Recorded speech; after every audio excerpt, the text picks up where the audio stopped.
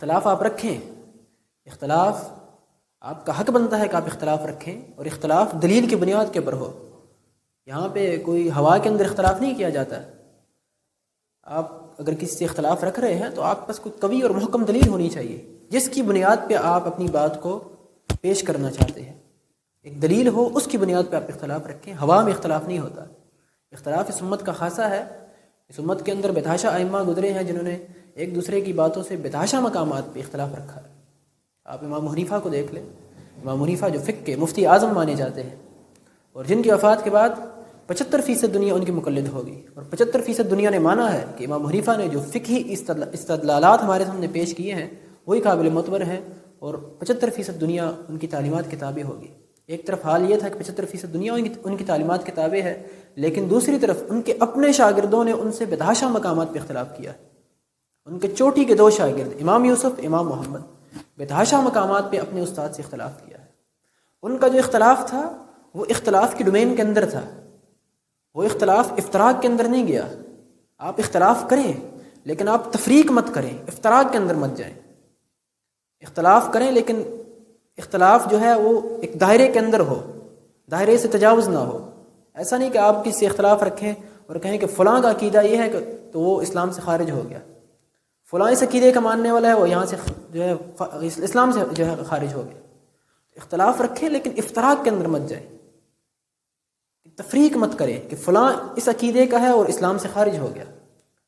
اختلاف ایک دلیل کی بنیاد کے اوپر ہو، ایک قوی دلیل آپ کے پاس ہو، پھر آپ اختلاف کریں۔ اور بڑوں کی بات سے بھی اختلاف کر سکتے ہیں، بڑوں کی باتوں سے بھی آپ اختلاف کر سکتے ہیں۔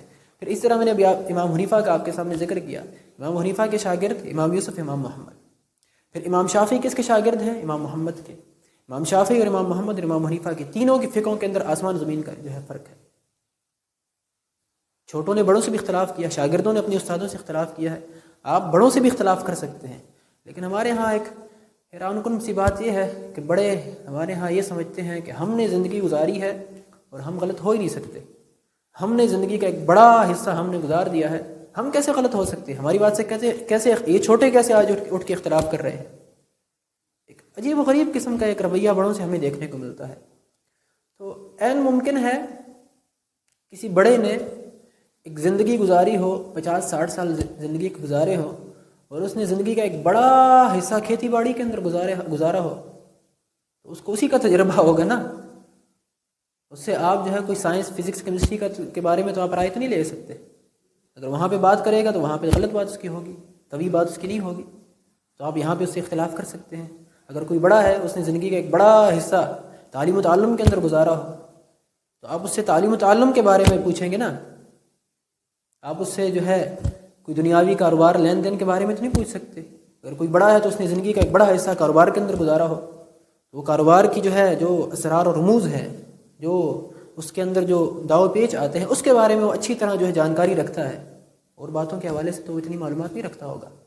تو بڑوں کی باتوں سے بھی آپ اختلاف کر سکتے ہیں، اور دلیل کی بنیاد کے اوپر، دلیل کی بنیاد کے اوپر اگر آپ کے پاس کوئی دلیل قوی ہے تو آپ اپنی بات کو پیش کریں، اختلاف رکھیں۔ اختلاف سے ایک حسن پیدا ہوتا ہے بات کے اندر۔ ایک معاملہ ہے، اگر ایک بات کے اوپر آپ کسی معاملے کے اوپر، کسی بات کے اوپر آپ اختلاف کرتے ہیں تو اس اختلاف سے نئی جہتیں کھلتی ہیں، نئی ڈائریکشنز آپ کے سامنے کھل کے آتی ہیں۔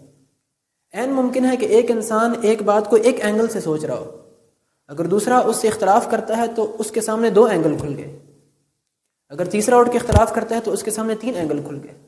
اگر بتحاشا اختلافات آتے ہیں تو آپ کو ایک بات کو مختلف زاویوں سے دیکھنے کا موقع مل جاتا ہے۔ عین ممکن ہے آپ ایک بات کو ایک اینگل سے دیکھ رہے ہو تو غلط بھی ہو سکتی ہے، اگر 2-4 اینگل اور آپ کے سامنے کھل کے آئیں گے تو آپ کے پاس جو چوائس ہے وہ بڑھ جائے گی۔ تو اختلاف سے نئی ڈائریکشنز کھلتی ہیں، نئی جہتیں کھلتی ہیں، نئی آپ کے پاس سمتیں کھلتی ہیں۔ اگر کسی معاملے پہ اختلاف نہیں ہو رہا، کسی بھی بات کے اوپر اگر اختلاف وہاں پہ نہیں ہو رہا تو اس کا مطلب ہے کہ کسی نے کچھ سوچا ہی نہیں ہے۔ اگر سارے ایک بات کے اوپر راضی ہو گئے تو اس کا مطلب ہے وہاں پہ کوئی سوچنے والا نہیں ہے، سارے کے سارے کن ذہن کے بیٹھے ہوئے ہیں۔ تو اختلاف تو ہمیشہ جو ہے دانشور لوگ کرتے ہیں، عام انسان جو ہے اس کسی معاملے کی، اگر کسی انسان کو معاملے کا پوری گہرائی سے علم ہے، پوری گہرائی کو جانتا ہے، جانکاری رکھتا ہے، تبھی جا کے اختلاف کرے گا۔ اگر کوئی انسان کسی بھی موضوع کے اوپر اچھی گرپ رکھتا ہے، اچھی اس کی گرفت ہے کسی بھی معاملے کے اوپر، تبھی جا کے اختلاف کرے گا۔ اختلاف جو ہے یہ عام لوگ تو اختلاف نہیں کرتے، اختلاف ہمیشہ آپ کو اہل علم کے نزدیک آپ کو اختلاف ملے گا، اور وہ لوگ جو غور و فکر کرتے ہیں، سوچ بچار کرتے ہیں، جو ایک ہی بات کو مختلف ڈومینز کے اندر جا کے سوچتے ہیں، انہی کے درمیان آپ کو اختلاف ملے گا۔ ہاں، جس نے ہر بات کے اوپر لبیک کہنا ہے، ہر بات میں ہاں ملانی ہے، اس نے کیا اختلاف کرنا ہے؟ وہ تو ہر بات میں ہاں ملا رہا ہے، اور وہ نہ اپنی عقل شعور کو استعمال کر رہا ہے، اس کے اوپر قرآن نے امفسائز کیا ہے، افلا تفکرون افلا تدبرون، کیا تم غور و فکر نہیں کرتے ہو؟ کیا تم دیکھتے نہیں ہو؟ کیا تم تدبر نہیں کرتے ہو؟ کیا تم تفکر نہیں کرتے ہو؟ کیا تم تفقہ نہیں کرتے ہو؟ تو اختلاف تو وہی لوگ کرتے ہیں جو غور و فکر کرتے ہیں، جو ایک معاملے کو مختلف جہتوں کے اندر جا کے دیکھتے ہیں۔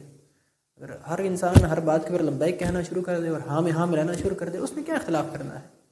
اس نے کیا بڑے چھوٹے سے اختلاف کرنا ہے؟ تو آپ اختلاف رکھ سکتے ہیں، آپ کا حق ہے، آپ جو ہے اختلاف رکھیں، لیکن اختلاف سے پہلے آپ کے پاس اس معاملے کی پوری جو اس کی ڈیپتھ ہے اس کا علم ہونا چاہیے، اور آپ کسی کی بات سے اختلاف رکھیں تو آپ کے پاس کوئی قوی دلیل ہونی چاہیے، دلیل کی بنیاد پہ ہمیشہ اختلاف رکھیں۔ یہاں پہ صرف محض باتیں نہیں ہوتی، محض جو ہے آپ جو ہے ہوا کے اندر اختلاف کریں، دلیل آپ کے پاس کوئی قوی ہو، اس کی بنیاد پہ آپ اختلاف رکھیں، اور اختلاف کی جو حدود ہیں اس کے اندر ہی رہ کے اختلاف رکھیں، اختلاف آپ کا افتراق کے اندر نہ جائے۔